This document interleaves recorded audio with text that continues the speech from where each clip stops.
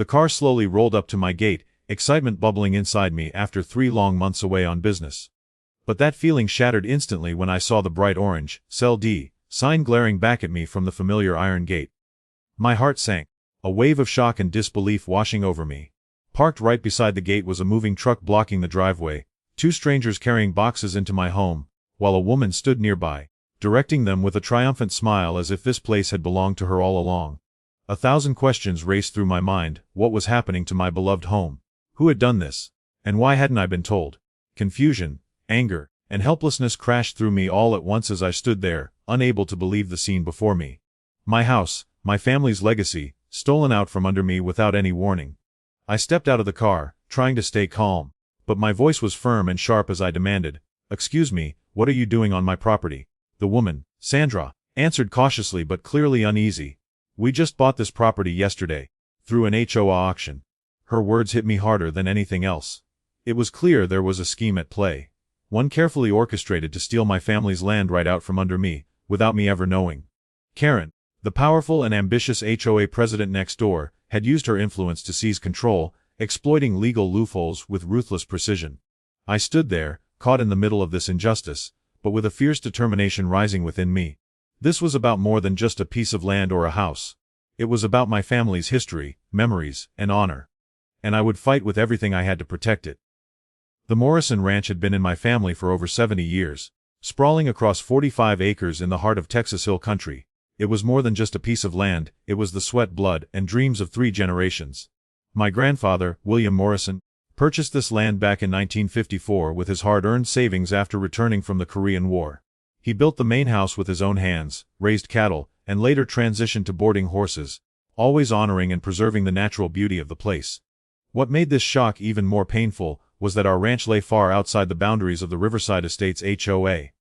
That HOA only covered suburban residential neighborhoods, while my ranch was fully situated on agricultural land outside any urban zoning, protected by laws my grandfather had fought hard to secure. I was certain that Karen, the self-appointed queen of Riverside Estates, had no authority over our property. Karen was notorious in the area for running the HOA like her own personal kingdom, enforcing absurd rules about grass height, mailbox colors, and fines that made residents feel imprisoned in their own homes. But her attempt to extend her power beyond the HOA's limits was an even bolder and brazen move. A few months before I returned, I started receiving strange letters claiming my ranch had become part of Riverside Estates. They demanded back payment of membership fees totaling thousands of dollars, based on a boundary expansion vote I had never participated in. I threw them away immediately, thinking it was a scam, an unjust imposition. My property taxes were always paid on time, and all records were perfectly in order. The ranch was not, and never had been, under the HOA's jurisdiction. Little did I know, Karen had been quietly weaving a web of deceit behind my back. She forged documents submitted to the county, forged my signature on certified mail receipts, and fabricated a trail of fake evidence to legitimize these unlawful claims. All of it was aimed at seizing the property my family had cherished for generations. Realizing I was caught in a dark scheme, I knew I couldn't stay silent. I immediately called my longtime friend and respected Texas attorney, David Brennan, and urged him to come to the ranch right away.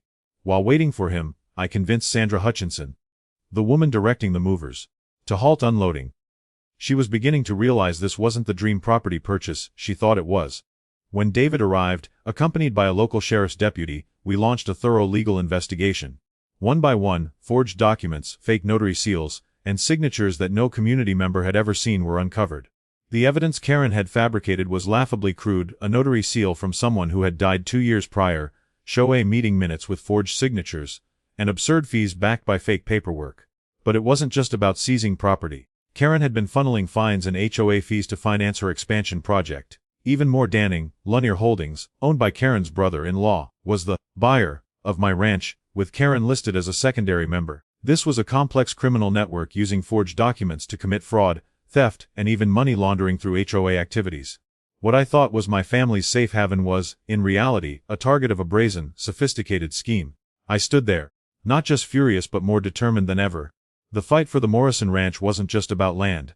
It was about justice and truth. As the initial investigation uncovered forged documents and deceitful schemes, it became clear that the Morrison Ranch was not Karen's only target. She had quietly set her sights on at least 2 other properties outside the official Riverside Estates boundaries. The owners of those properties were completely unaware of the barrage of fake violation notices and falsified HOA meeting minutes being used against them. Karen's plan was simple but ruthless: expand the HOA's control at any cost, ignoring legal boundaries and the rights of those outside Riverside Estates. She didn't just send out demands and collect fees. She employed forged signatures, fabricated paperwork, and coercive tactics to force outsiders into her IA's grip. My attorney David and his legal team worked tirelessly, following every lead and piece of evidence to expose the full extent of Karen's abuse of power and corruption within the HOA. We discovered she was funneling money from fine AHA dues into legal fees that financed her aggressive expansion efforts. This wasn't just overreach. It was outright corruption that betrayed the trust and finances of the entire community. The case quickly attracted the attention of the FBI. Federal investigators uncovered signs of interstate financial fraud, money laundering, and the use of online banking to hide illegal transactions. Karen's criminal network was far more sophisticated than I had imagined, using shell companies and relatives to shield herself. When news broke, Riverside Estates residents were shocked to learn that their HOA fees were being used not to improve their neighborhood, but to wage legal battles against neighboring property owners. Even more alarming, many discovered their signatures on HOA documents were forged, making them unwitting accomplices in the scheme. The sense of betrayal and outrage among the community grew, and many stood with me to defend the ranch and demand justice. This fight wasn't just about land, it was about exposing corruption, restoring trust, and protecting the rights of all property owners. The legal battle ahead would be long and grueling, requiring perseverance, courage, and community support. But I believed truth would prevail, and justice would be served, no matter how steep the path. With the FBI now involved and the investigation deepening, the pressure on Karen grew exponentially. She was no longer just the powerful HOA president. She was a criminal defendant facing serious federal charges. Yet, despite mounting evidence, Karen clung fiercely to her position, denying any wrongdoing, and insisting she was protecting the neighborhood's property values. But the truth was unraveling fast. As David and the legal team dug further, they uncovered a series of incriminating emails between Karen and her brother-in-law, who owned Lienier Holdings LLC, the company that had quietly purchased my ranch at the fraudulent auction. In these emails, Karen casually discussed how they planned to split the profits from the land sale, showing a blatant disregard for legality and ethics. One particularly damning message even mocked me, joking about how I was too stupid to realize what was happening until it was too late. The courtroom drama that followed drew intense local and regional media attention. Residents from Riverside Estates and neighboring communities packed the courtroom, eager to witness the downfall of the woman who had ruled their HOA with an iron fist. Karen sat at the defendant's table, no longer the confident queen of the neighborhood, but a woman visibly shaken by the weight of her actions. The prosecution laid out the case, with meticulous detail: 32 counts of fraud, 18 counts of forgery, conspiracy to commit grand theft, embezzlement, and more. As forged documents, photoshopped images, and falsified OA meeting minutes were displayed on the courtroom screens, many residents gasped, recognizing their own forged signatures. Their shock turned into anger and disappointment. My testimony was clear and direct. I explained how I had never agreed to be part of the HOA, never received legitimate violation notices, and how the sale of my ranch was completely fraudulent. David presented evidence piece by piece, dismantling Karen's defense and leaving no room for doubt. Karen's defense attorney tried to argue that she believed she was acting within her authority as HOA president, but this claim quickly collapsed under the weight of emails and forged documents proving her intentional fraud. In the end, the judge delivered a swift and severe sentence. Karen was found guilty on all counts. The fraudulent sale was declared null and void. Lienier Holdings was ordered to return the $25,000 to the rightful owners, and Karen was ordered to pay $250,000 in restitution for legal fees and damages. But the civil penalties were only part of her punishment. The federal sentencing was harsher: 8 years in prison for wire fraud and conspiracy, plus 3 years for embezzlement, to be served concurrently. She was also banned for life from holding any A board position or fiduciary role. As the judge read the sentence, Karen's face drained of color. She swayed in her seat, clutching the table for support. When she tried to claim she was just trying to improve the neighborhood, the judge responded coldly: she had violated fundamental property rights and abused a position of trust for personal gain. As federal marshals led her away, Karen turned to me with pure hatred, blaming me for her downfall. But the truth was clear: justice had been served. After the court ruling, the community of Riverside Estates began to awaken from years of silent acceptance and fear. For too long, Karen had ruled like a tyrant, wielding her power over the HOA as if it were a personal kingdom.